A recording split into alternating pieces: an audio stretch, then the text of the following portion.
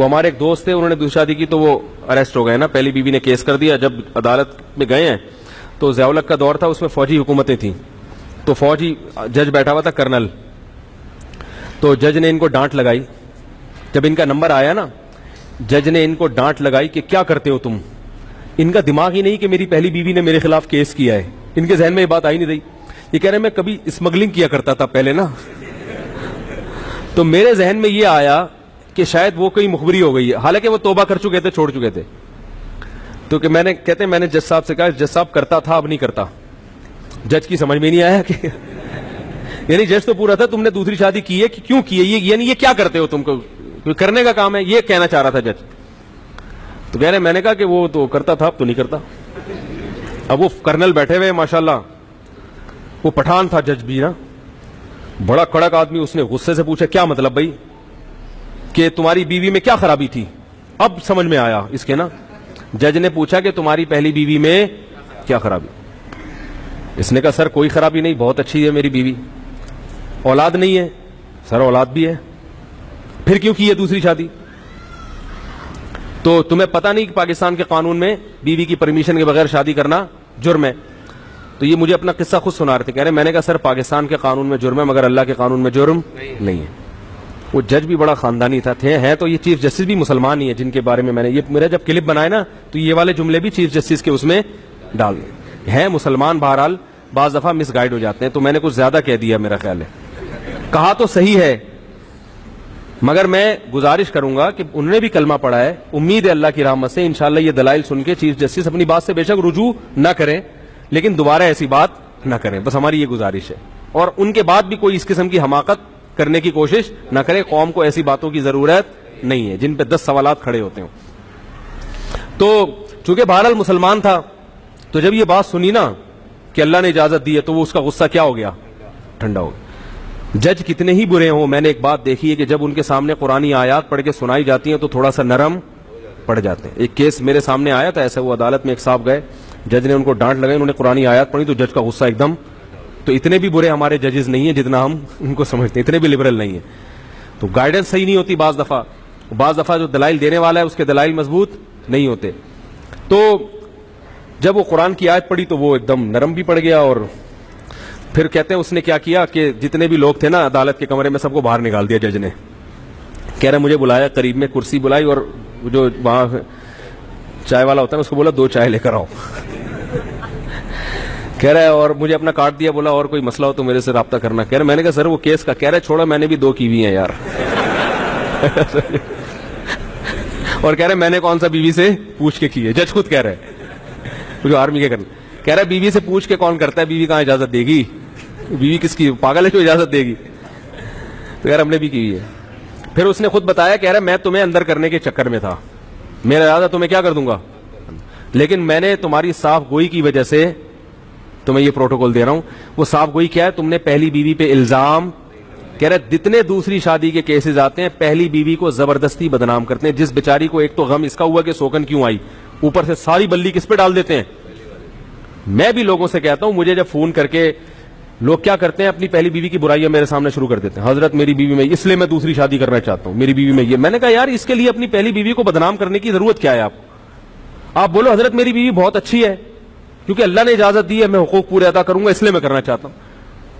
خام ایک جھوٹ بول کے بلا وجہ ایک معصوم, ایک تو بیچاری پہ تکلیف تو ہوتی ہے تو نیچرل ہے نا, ایک تو غم اس کو یہ کہ سوکن اوپر سے اس کو پورے محلے میں کیا کر دیا, ذلیل کر دیا, بدنام کر دیا. تو جج نے کہا کہ جو بھی یہاں آتا ہے دوسری شادی کے کیس میں, پہلی بیوی نے اندر کیا ہوتا ہے نا اس کو کیس میں, تو وہ جواب یہ کیا کہتے ہیں, میری بیوی صحیح نہیں ہے. تو مجھے یہ اچھا لگا کہ تم نے بیوی پہ کوئی الزام نہیں لگایا. تو کہہ رہے چائے بھی پلائی, کارڈ بھی دیا اور بولے چلو شاباش. اور میرے پہلی وائف کو فون کیا, بولا یہ گھریلو مسائل ہیں ان کو عدالتوں میں. کیسا خاندانی جج تھا یار, کتنے ایسے ہی جج سارے خاندانی ہو جائیں تو ملک میں کیا آ جائے گا. اس نے بولا یہ تمہارے گھریلو مسائل ہیں, شادی کر لی ہو گیا, ان کو گھروں میں بیٹھ کے شریفوں کی طرح عدالتوں میں اچھے لوگ نہیں آتے, یعنی فیملی میٹر لے کے ان چھوٹی چھوٹی باتوں پہ عدالتوں میں نہیں آتے. گھر کے مسائل کیا کرو, گھر میں حل کرو, بیٹھو جرگا ورگا بٹھاؤ, بھائی ٹھیک ہے اب کر لی, اب اس کو کیسے مینج کرنا ہے, کچھ اور کچھ حقوق کروا لو اس کے, وہی اتنے پیسے دے دو اس کو, مہر میں اضافہ کر دو وغیرہ وغیرہ. یہ میں طریقے بھی بتا رہا ہوں عورتوں کو. اچھا بھائی, اگر مسجد میں درس یا حدیث دیا جا رہا ہے تو مقتدی کا مسجد سے اٹھ کے جانا جائز ہے اگر کام وام ہو. حدیث میں کلمہ لا الہ الا اللہ کے بڑے فضائل ہیں تو اگر لا الہ الا اللہ تو محمد رسول اللہ. دیکھو لا الہ الا اللہ ایک مکمل کلمہ ہے. جب لا الہ الا اللہ کا ورد کریں تو لا الہ الا اللہ ہی ہے حدیث میں. باقی محمد رسول اللہ یہ اس لا الہ الا اللہ کا بطور ذکر کے حصہ نہیں ہے, کلمہ شہادت کے طور پہ حصہ ہے. تو ذکر جب کریں تو صرف لا الہ الا اللہ, اور علماء کہتے ہیں 10-15 دفعہ جب لا الہ الا اللہ کہیں تو ایک دفعہ کیا کہہ لیں محمد رسول اللہ. تو یہ طریقہ ہونا چاہیے تاکہ وہ حدیث کی مطابقت ہو جائے. باقی لا الہ الا اللہ محمد رسول اللہ کوئی پورا کرنا چاہے تو پابندی نہیں ہے, لیکن یہ جو ذکر اذکار ہے نا یہ توقیفی ہیں. کیا مطلب حدیث میں جیسے آئے گا اسی کو فالو کرنا پڑے گا. تو حدیث میں صرف آتا ہے افضل الذکر لا الہ الا اللہ, سب سے بہترین ذکر کیا ہے لا الہ الا اللہ. تو ہمیں پھر جب ذکر کریں گے تو وہ انہی ورڈنگ کا بھی ہم نے خیال کرنا ہے. فرض نماز کے بعد ممبر کے سامنے لوگ سنتیں ادا کر رہے ہوتے ہیں اور یہاں کیمروں کی سیٹنگ ہو رہی ہوتی ہے. بھائی کیمروں کی سیٹنگ ہوتی ہے تو مجبوری ہے نا بیان میں, تو سنتوں لوگوں کو چاہیے کہ تھوڑا دائیں بائیں ایک اجتماعی نظم کو برقرار رکھنا پہلے ضروری ہے نا. اگر بہنیں گھر رکنے آئیں تو بیوی پر بوجھ ڈال سکتے ہیں 18 روٹیوں کا. بہنیں گھر جب گھر رکنے کے لیے آئیں تو ایک وقت کا کھانا اپنی بیوی سے پکوائیں کہ میری بہن آئی ہوئی ہے تو آج کھانا کون پکائے گا, آپ پکا کے ان کو کھانا کھلاؤ گی, مہمان ہے. اگلے ٹائم سے بولیں کہ بہن تمہارے باپ کا گھر ہے یہ اب تم کیا کرو خود پکاؤ. چلو میری بیوی کے لیے نہیں تو اپنے لیے خود پکاؤ. تو یہ جا کے پھر بیوی پہ اتنی ذمہ داریاں ڈالنا. میں ساس سسر کی خدمت کا قائل ہوں. جو عورتیں اپنے ساس سسر کی خدمت نہیں کرتی میں کبھی بھی ان کو اپریشیٹ نہیں کرتا. گھر میں بزرگ ہیں تو آپ کو اخلاقی خدمت کرنی پڑے گی, لیکن میرے بھائی اس خدمت کی بھی کوئی ایک حد. چلو ساس سسر کی ہے تو وہ دیوروں کا بھی سارا بوجھ اس پہ ڈالا ہوا ہے. چلو ایک وقت میں ڈال دیا تو اگلے وقت میں اس کو تھوڑا چھوٹ دے دو. روزانہ سارے دیوروں کے پینٹیں وہ استری کر رہی ہے, پھر بہن آ رہی ہے 10 دن رہنے کے لیے, ساری بہنوں کا کھانا 10 دن تک وہ اس کی خدمت کر رہی ہے. یہ ظلم ہے عورت کے اوپر. کمزور کو جو ہے نا اتنا نہیں آپ اس کے اوپر بوجھ ڈالیں کہ بہت سی عورتیں کہہ نہیں پاتی ہیں بیچاری, لوگ کر رہے ہوتے ہیں کہ ہماری خاندانی پرمپرا ہے. تو یہ ظلم جائز نہیں ہے ایک وقت کا. باقی اس سے بعد بہن کو بولے چائے بھی خود پیو گی, پانی بھی کیا کرو گی. بعض عورتوں کی عادت ہوتی ہے آ کے لیٹ جاتی ہیں, بولے یہ لے آؤ وہ لے آؤ کر لو وہ کر لو. خود ہلو نا یار, خود ہلو. یہ تو پھر بھی میں کہتا ہوں 1-2 ٹائم کا کھانا بیوی کو چاہیے کہ وہ بہن کے لیے پکا لے, مہمان ہے. ہمارے حضرت اتنا کرتے تھے کہ اپنی خدمت میں اپنی بیوی سے, یہ تو بڑے خاندانی اخلاق ہیں جو مارکیٹ سے کیا ہیں. عورت کو چاہیے خود سے شوہر کی خدمت کرے اور اپنے سسر اور ساس کی. باقیوں کی خدمت کرے نہیں کرے اس کی مرضی ہے, لیکن ساس سسر اور شوہر ان کی خدمت بڑھ چڑھ کے خود سے کرے. اور ساس اور سسر کو چاہیے کہ جب وہ خدمت کر رہی ہے تو آپ خود سے اس کا بھی خیال کرو, اس کو تھوڑا سا سوتے وہ کو نہ اٹھاؤ. اب ساس اگر بہت بوڑھی ہے بیچاری, اٹھ کے جا نہیں سکتی کچن تک, پھر تو چلو سوتی ہوئی بہو کو اٹھا دے. اگر خود سے جا سکتی ہے تو کوئی کسی سوتے ہوئے کو اٹھانا یہ کیا ہے بولو بھائی. ہم نے کسی عالم بزرگ کو نہیں دیکھا بیوی سو رہی ہو تو اس کو اٹھا کے بولیں گے ناشتہ بناؤ. سوتے ہوئے کو جگانا یہ کیا ہو جاتا ہے, بشرطے کہ 18 گھنٹے سے نہ سو رہی ہو. آواز تو صحیح آ ہی نہیں رہی ہے, کیا کریں یار, تصویر پہ گزارا کریں آپ لوگ. تو یہ کچھ اخلاق ہوتے ہیں میرے بھائی. خام خامے چائے بنا لو یار. میں الحمدللہ گھر والے اگر سو رہے ہوں تو خود ہی چائے تو میں پیتا نہیں ہوں, لیکن اگر بھی بنانی ہو تو کیا کرتا ہوں. ایک دفعہ پکڑا گیا تھا, کوئی ملنے کے لیے آیا, میں چائے بنا رہا تھا اور وہ رشتے والے آئے تھے. تم نے کہ ان کا تو گھر میں رو بھی نہیں ہے. تو میں نے کہا آپ نے چائے بنا پکڑا ہے. ایک دفعہ ایک خاتون آئی تھی, جھاڑو لگاتے ہوئے پکڑ لیا تھا انہوں نے مجھے. واقعتاً میں جھاڑو لگا رہا تھا, آپ حیران ہوں گے. تو لگاتا نہیں ہوں الحمدللہ. ایک دن کیا ہوا کہ میں لگا رہا تھا, اب وہ پتہ نہیں مجھے واقعہ یاد نہیں کیوں لگا رہا تھا, کیا ہوا تھا, کوئی مجبور ہو گیا تھا یا کیا تھا مسئلہ تھا. اب یہ تو راز کی باتیں اللہ ہی جانتا ہے. تو یہ تو جب نبی صلی اللہ علیہ وسلم گھر میں آتے تھے تو گھر میں گھر والوں کے ساتھ ہاتھ اتنے نیک ہم نہیں ہیں کہ آپ سمجھیں کہ اتنے جا کے ہاتھ بٹاتے ہیں, اتنے نیک ہم بھی نہیں ہیں. لیکن بہرحال نبی کے اخلاق ہم آپ کو بتا رہے ہیں.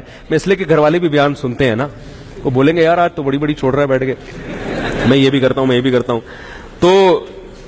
تو جو ہے کیا نام ہے, یوٹیوب پہ ہر کچھ آ جاتا ہے, سب پکڑا جاتا ہے. آدمی بہت مشکل ہے جھوٹ بولنا آج کل. تو لیکن جو رسول اللہ صلی اللہ علیہ وسلم کے اخلاق تھے, تو میں یہ عرض کر رہا تھا کہ اگر وہ بوڑھے ہیں تو پھر تو ٹھیک ہے, وہ اٹھا دیں سوتی. لیکن اگر جوان ہیں تو بہو جاگ رہی ہے تو بولے, سو گئی ہے سونے دیں بھائی, آپ خود جا کے پانی پی لیں, خود چائے بنا لیں, چھوٹے موٹے کام کیا کر لیں خود ہی کر لیں. سوتے ہوئے کو نہ اٹھاؤ, یہ بڑا برا ہوتا ہے.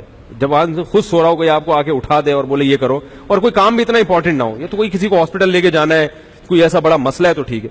تو شوہر کو بھی چاہیے کہ سوتی ہوئی بیوی کو نہ اٹھائے. جب شوہر کو جو جس کا حق بہت زیادہ ہے, ہاں اگر کوئی عورت نالائق ہے, بے وقت پڑی رہتی ہے, یعنی ایسا بھی ہے کہ پوستی قسم کے جو بہویں ہیں اس کا ناجائز فائدہ اٹھائیں گی, وہ 12 گھنٹے سوتی ہیں, 12 گھنٹے میں 2-4 منٹ کے لیے پھر جاگ کے پھر کیا رہتی ہیں, ایسی کا نہیں ہے, ایک نارمل روٹین کی بات کر رہا ہوں. اگر کوئی سو رہا ہے تو یہ بھی نہ پوچھے کہ یہ سونے کا ٹائمنگ نہیں ہے. بھائی یہ نیند, خوراک, پیاس ایسی چیز ہے جس کے بعض دفعہ اصولی طور پر تو ٹائمنگ ہونا چاہیے, لیکن انسان بعض دفعہ ڈپریشن میں ہوتا ہے, بعض دفعہ رات کو نیند نہیں آئی وہ پھر سوتا ہے. تو اب گھر میں ایسا ماشاء اللہ لگا ہوا ہوتا ہے کہ اب بہو کو رات کو نیند نہیں آئی پھر بھی فجر کے بعد سونے کی اجازت نہیں ہے. بھائی اب نیند نہیں آئی تو سونے دو اس کو. تو اس لیے یہ چند چیزیں ایسی ہوتی ہیں جو کسی پہ بھی ظلم ہو جاتا ہے, یہ پھر کیا ہو جاتا ہے شریعت کے لحاظ سے ناجائز. ہمارے حضرت کیا کرتے تھے, تو وہ اپنی گھر والی کو کبھی اپنی اہلیہ کو یہ نہیں کہتے تھے یہ لے آؤ وہ لے آؤ, یہ فرماتے تھے مجھے ایسا لگتا ہے یہ تحکمانہ, جیسے کوئی باندھی رکھی ہوئی ہے گھر میں. اب گھر میں کھانا تو گھر والے ہی پکائیں گے ظاہر ہے, تو حضرت فرماتے تھے کھانا لگوا دیں. حالانکہ لگانا حضرت کی اہلیہ نہیں ہے, مگر حضرت یہ نہیں کہتے تھے کھانا لگا دیں. حضرت فرماتے تھے اس میں مجھے ایسا لگتا ہے جیسے میں کیا کر رہا ہوں, کسی کو نوکر رکھا ہوا ہے اور ماسی کو آرڈر دے رہا ہوں, تو کھانا لگوا دیں. حالانکہ لگانا کس نے, جب کھانا ختم ہو گیا تو حضرت فرماتے تھے کھانا کسی سے کہہ کے اٹھوا لیں, تو وہ خود ہی اٹھاتی تھی, کون تھا گھر میں, لیکن لب و لہجہ عزت دینے والا, اگلے کو لگے کہ یہ مجھے کیا دے رہے ہیں, عزت دے رہے ہیں. تو آپ اپنی طرف سے عزت دو, پھر بھی اگر خدمت نہ کرے تو پھر شکایت لگاؤ. بھائی کسی کو عزت نہیں دے رہے آپ نے, ٹھڈے مار مار کے جو ہے نا. ہمارے حضرت کبھی اس کے قائل نہیں تھے کہ بیوی سے پاؤں دبوائے جائیں یا جوتے پالش کروائے جائیں. ہمارے حضرت کے جتنے ہم نے اکابر قریب کے گزرے ہیں ماضی کے, مولانا شریف تھانوی رحمۃ اللہ علیہ, انہوں نے بھی بہت سختی سے رد کیا اس پہ کہ بیوی سے اپنے بوٹ پالش, کیونکہ بیوی کا جو رشتہ ہے وہ پیرالل ہے, برابر. آپ کو اللہ نے جو حاکم بنایا ہے نا, تو یہاں حاکم کا مطلب کیا ہے, سربراہ. جیسے تبلیغ میں 4 آدمی نکلتے ہیں تو ایک کیا ہوتا ہے, امیر. امیر کا مطلب جب ان کی رائے میں اختلاف ہوگا تو اس کی بات سنی جائے گی, اس کا فیصلہ حرف آخر. تو جب گھر میں کسی رائے میں اختلاف ہوگا تو آخری فیصلہ کس کا ہوگا, مرد کا. یہ مطلب ہے حاکم ہونے کا. اب تبلیغ میں کسی کو امیر بنا دیا, وہ لوگوں سے اپنے بوٹ پالش کروا رہا ہے, پوچھا لگوا رہا ہے, ٹھیک ہے نا, سر کی چونگیں نکلوا رہا ہے اس سے کہ میں امیر ہوں. وہ بولیں گے بھائی اس کام کے لیے تھوڑی امیر بنایا ہے, امیر تو اس کام کے لیے بنایا ہے کہ گشت کہاں کرنا ہے, متکلم کون ہوگا. تو اس میں سب کو اگر ہم رائے لیں تو پھر تو اختلاف ہوگا, کوئی فیصلے پر آئیں گے نہیں. تو حرف آخر آپ کی بات ہوگی, آپ کی رائے آخری ہوگی. متکلم آپ نے اپنے پالش کرنے پہ لگا دی, اپنے بغلوں کے بال نوچنے پہ لگا دیا اس کو بٹھا کے کہ میں امیر ہوں. تو اسی طرح بیوی کو ماتحت بنایا ہے اللہ نے شوہر کے. کیا مطلب, تم اطاعت کرو گی شوہر کی. تو اطاعت کا مطلب یہ نہیں کہ وہ آپ کی کیا بن گئی, نوکر بن گئی یا غلام بن گئی. تو لہذا بات کرنے کا اسٹائل ایسا نہیں ہو جیسے نوکروں سے بات کی جاتی ہے. نہیں آ رہی میرا خیال ہے بات. اسٹائل کیسا ہونا چاہیے, عزت والا, احترام والا. یہ لے آؤ وہ لے آؤ, یہ نہیں بھائی بیگم ذرا تھوڑی سی چائے ہو جائے گی, ایسے بیگم تھوڑی سی کیا ہو جائے گی, چائے ہو جائے گی. کہہ رہی نہیں بنا رہی, چلو میں بنا لیتا ہوں. بیگم تھوڑا سا ٹھنڈا پانی ہو جائے گا, ہے بھائی. اسٹائل کیسا ہونا چاہیے, بیگم تھوڑا سا کیا ہو جائے, تھوڑا سا ٹھنڈا پانی ہو جائے. بیگم تھوڑا سا کوئی اچھی چیز بنا لو. بیگم آج ٹائم پہ کھلا دو یار, بہت دن ہو گئے ٹائم پہ کھایا نہیں ہے, ٹھیک ہے. بہت دن ہو گئے بیگم, تمیز سے عزت کے ساتھ کھانا ہوٹلوں میں ہی کھا رہے ہیں, تمیز سے کھلا دو. تو اس طرح اسٹائل تھوڑا سا یہ ہونا چاہیے. اگر شریف خاندان کی ہوگی تو سمجھ میں آ جائے گا اس کے, اگر اچھے خاندان کی ہوگی تو انشاءاللہ سمجھ میں آ جائے گا. اگر اچھا خاندان ہی نہیں ہے تو پھر اس کا کوئی علاج, پھر اس کو پولیس بھی سیدھا, کیونکہ پولیس والوں کی بیویاں, پولیس والوں کے بھی فون آتے ہیں میرے پاس, بیوی سیٹنگ پہ نہیں آ رہی. کہتے ہیں یار تم نے بڑے بڑے گنڈوں کو سیٹ کر لیا ہے. کہہ رہے ہیں یار گنڈوں کو سیٹ کر لیا بڑے بڑے, بیگم سیٹنگ پہ. میں نے کہا گوگل پہ سرچ کرو, ہر چیز مل جاتی ہے, بیوی کو قابو کرنے کا طریقہ نہیں ملتا گوگل پہ. میں نے کئی دفعہ لکھ کے دیکھا, نہیں آیا, جواب ہی نہیں آیا.